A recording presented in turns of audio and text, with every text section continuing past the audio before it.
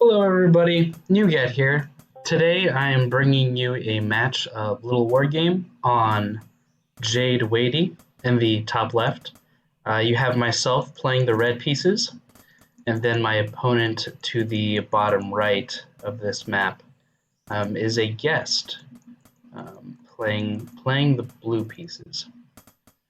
So going right into this match, we're a couple seconds in already, going for pretty standard house so that we can continuously build workers.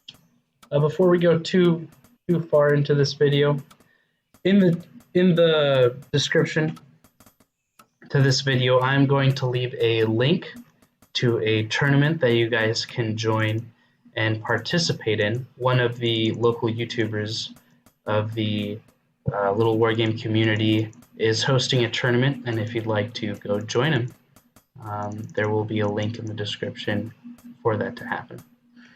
Now, my opponent here in the bottom right here, playing the blue pieces. As far as I know, we can't know for sure because he is playing a guest. But some people have speculated about who this opponent is, and they have suggested that it is Invictus or a name like that. Looks like on Jade, if we take a look at this map, it's actually pretty large. So the distance between our bases is pretty large here.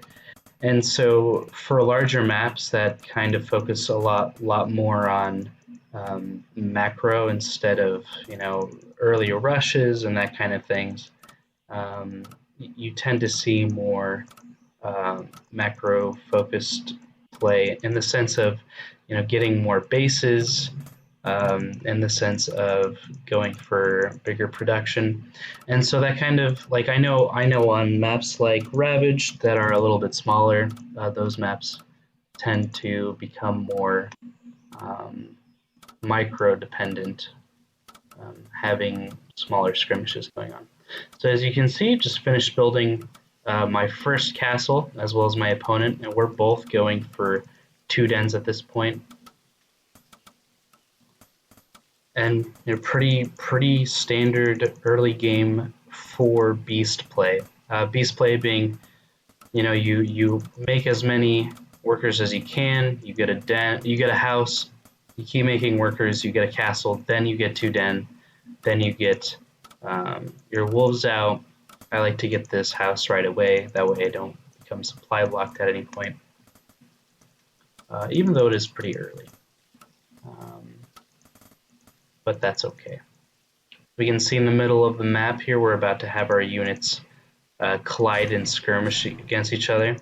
As you can see, we both had them on A move across the map, so they attacked each other pretty much at the same time, right as they met in the center of the map here.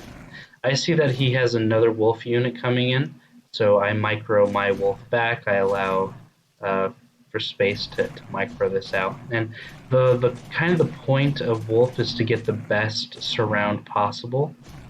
This is kind of, if I lose this wolf, it'll be in a really rough spot. But as you can see, he moved to the left here, which allowed me to maneuver these really damaged wolves away. And so my idea is to try and keep this wolf alive as long as possible, while also using my other wolves to surround and really do a lot of damage here. I kind of miss micro these, which allows him to get his wolves in. But at this point, I have lost. Let's go ahead and take a look here. I've lost 1 wolf to his 1 wolf.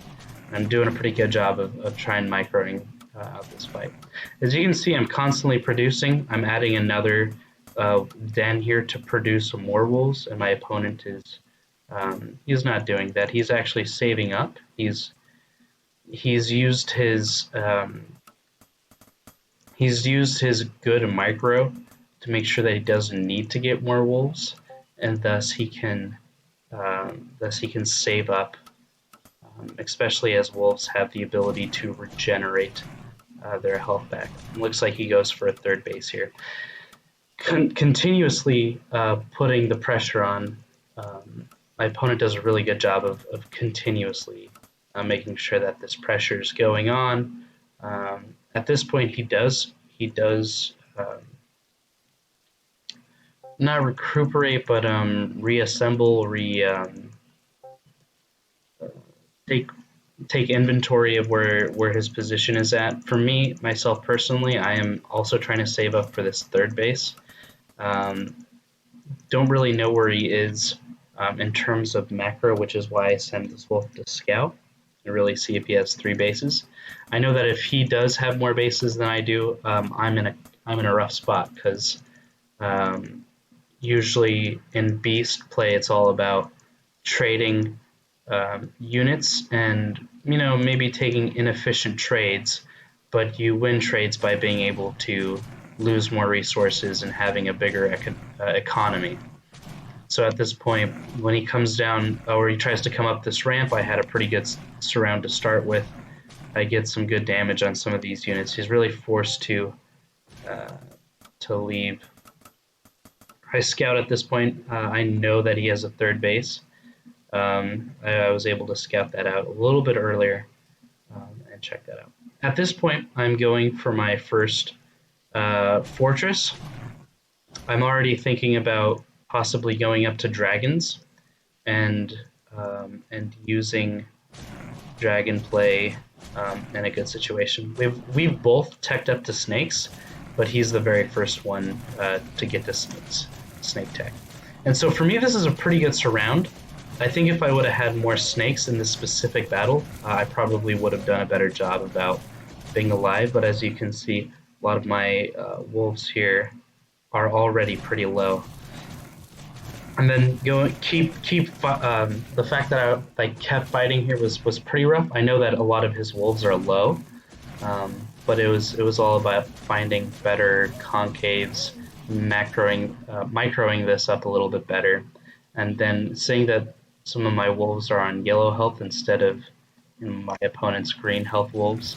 I decide, I probably need to retreat, while also trying to make sure that my snakes stay as healthy and safe as possible. While this is all going on, I'm making sure to produce. This time I'm going into dragons at this point, and so I'm making sure to, as well as producing, I'm making sure to tech up as well. So this happens where these units go. I feel like I've lost control of my army at this point because I decide to go into macroing, making sure that I get production up, building these production worker wolf dens as well. And at that point, I lose a lot of snakes. I think I lose about 7 or 8 snakes in that single engagement. As you can see, besides this losing the snakes, our losses have been pretty similar. But again, my opponent is doing a good job of laying this constant harassment. And for myself, I feel like I'm doing a good job of holding this ramp, making sure that I have control over it. And now finally, at this point, I finally am able to get dragons on the production line and try and really out-tech my opponent. I know that he has a strong composition in the sense of he has a better army than I do. I can check by looking at these units, and eventually I see that he has +1 upgrades compared to what I have, and that's how I can check for that. And once I see that, I quickly realize, okay, I need to have some advantage. I need to make sure that I have some plan to try and win this game. Besides that, I'm constantly producing with these wolf dens, constantly producing snakes and wolves. Right now, six wolves on the production tab, dragons on the production tab, workers on the production tab. As you can see, I may have overproduced some workers. All of my bases are fully saturated. This would be a really good time to think about going for this 4th base. All right, let's go ahead and take a look at the map here. As you can see, I'm moving out at this point, and he retreats because he didn't have all his wolves in a good spot here. But I try and go for this flank here, where I move my wolves to the side, and then go in for this fight. And I think it's a good surround. I've got my wolves on his snakes instead of, you know, targeting his wolves. My snakes had a good buffer. At this point, my dragons come in from the left side of the battle, and they really start putting down some pain in the sense of we're using them to try and take this battle. I probably could have used this dragon to go over here and harass that mineral line, but I knew that this fight was going on. It was a fight I felt like I really had to win at this point, and that I really wanted to be able to win this fight and win the game as a result. So let's go ahead and take a look at the units lost. My opponent has now lost 50 wolves and 7 snakes to my about 40 wolves and 14 snakes. So kind of even in losses. I'm about 100 minerals down, and so 100 minerals up in losses, I guess, is what you'd say. And now I'm really pressing in here to try and defeat my opponent, to really go for the win here. If I can't, I would really like to win here, is basically what I'm trying to say. And I'm in a good position in the sense of I can really take advantage of his unassembled units. I have dragons here, I have ranged units that can really take advantage of fighting in these tight corridors. And while this is all going on, consistently producing and consistently. While this is happening, my opponent here has 2 advanced workshops, which really allow him to get, you know, he's got 2 ballista on the production line already, so that's going to really allow him to deal with my dragons here in a short little bit. At this point, I'm really just focused on macroing back up. I'm kind of realizing, okay, this isn't enough to win this fight, and I probably should have retreated after seeing that, you know, I wasn't going to win the game off this push due to the fact that he was able to consistently produce and outproduce me. So what I decide to do is I decide to use my dragons to really scout around.